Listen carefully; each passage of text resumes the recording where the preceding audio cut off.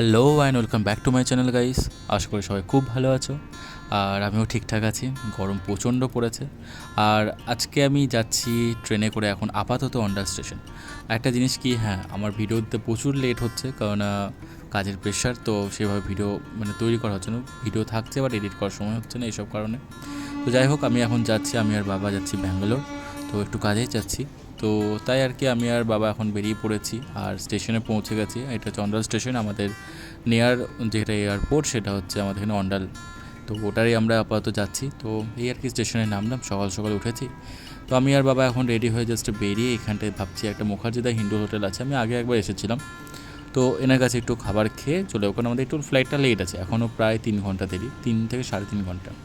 তো মুখার্জিদা হোটেলে একটাই ভালো পারপাস কি, ফ্রেশ পাওয়া যায় খাবারটা, জায়গা দেখে জাজ করবে না। তো খাবারটা মোটামুটি ভালোই পাওয়া যায়, আমি দেখাচ্ছিলাম, দেখো আমরা যখন এসে যখন অলরেডি ফ্রেশ খাবার তৈরি হচ্ছে, তো একটু সময় লাগবে।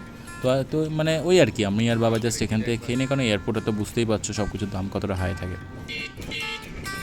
তো আমি আর বাবা খেয়ে নিয়ে আমরা একটা টোটো অ্যারেঞ্জ করলাম, টোটো ভাড়া করলাম এয়ারপোর্ট অবধি, কারণ ওখানে সেরকম কোনো গাড়ি পৌঁছায় না, টোটোতে গেলেও অনেকটা আগে দাঁড় করিয়ে দেয়, বাট দেখি কতটা কী হচ্ছে।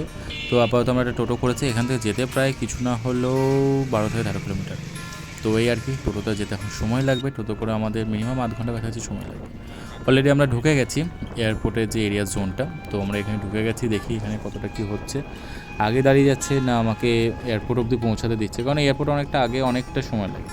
তো ওই আর কি, আর এই যে আশেপাশে এখনও দেখছি কোনো এয়ারপোর্টের এরিয়া পাশে দেখেছি ব্যাঙ্গালোর বা চেন্নাই বা হায়দ্রাবাদ, খুব সুন্দর, বাট আমাদের এখানে এখনও তৈরি হচ্ছে।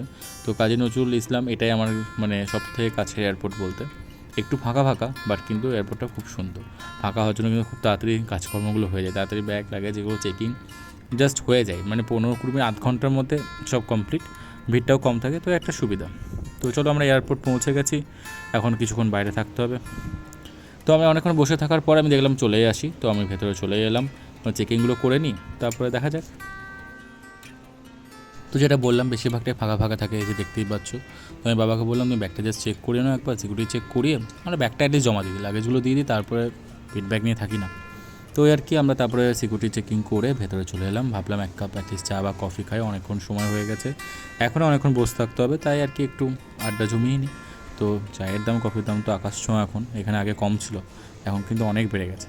তো যাই হোক, কিছু করার তো নেই এই মুহূর্তে, এটাই একমাত্র উপায়।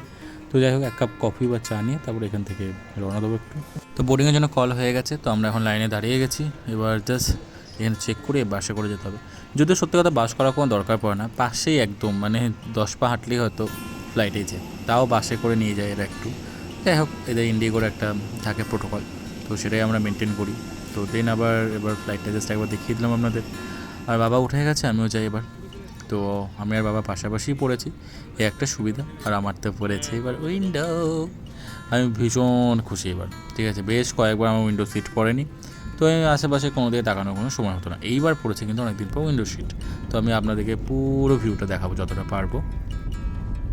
তো জাস্ট ফ্লাইট এবার টেক অফ করবে, এই জাস্ট উঠে গেল, এই যে একটা ফিলিং, একদম ব্যাগটাকে একদম পেছনে প্রেশার নিয়ে নেই, তো এটা জাস্ট সলিড লাগে, এটা বেশ কয়েক সেকেন্ড থাকে, ফ্লাইটটা আর একটু যতটা উপরে না ওঠে, আর দেন তারপর একটু ব্যালেন্স করে ডেন রাইট সাইড বা লেফট সাইডে কাটে, তো মুভমেন্টটা সেরা লাগে সেরা।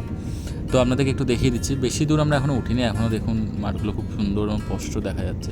আর এই যে একটা সেই জিওগ্রাফি ম্যাপের মতো মনে হয়, এত বড় জায়গাটা একদম ছোটো ছোটো খুদে খুদে হয়েছে, এবং একটা অন্যরকমই ভিউ পয়েন্ট লাগে, কিন্তু মনে হয় যেন কত অল্প জনবসতি আর এত এরিয়া ফাঁকা, কিন্তু আমরা কত পলিউশন এখনও তার বলো এই জনবসতির জন্যই।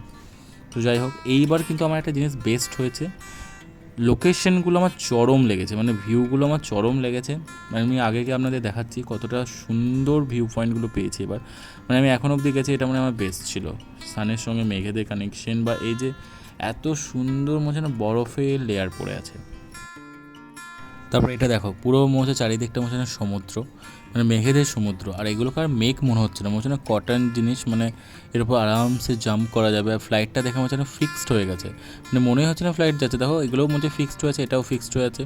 এর পরবর্তীটা দেখো, যা সূর্যের আলোটা পড়ে এই জায়গাটা ভূস্বর্গ লাগছে জাস্ট, এত সুন্দর লাগছে, মেঘগুলো উঁচু উঁচু হয়ে আছে, কোনো পাহাড়ের ওপরে একদম একটা সমুদ্র লেয়ার, মানে একদম সমান দেখাচ্ছে তো চারিদিকটা।